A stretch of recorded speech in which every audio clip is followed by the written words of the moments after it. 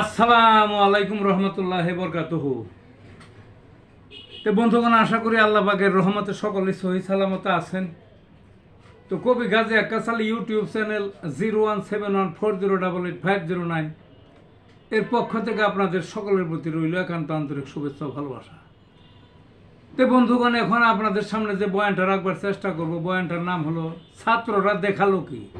কি ছাত্ররা দেখালো কি? দেখালো কি ছাত্র সমাজ কেউ পারেনি আগে, 16 বছর স্বৈর শাসন মুগর পেটা ঘাড়ে। দল ছিল সতের কাছে, শুধুই তারা নামে, স্বার্থ ছাড়া কিছুই নাই, গা বাঁচিয়ে দূরে।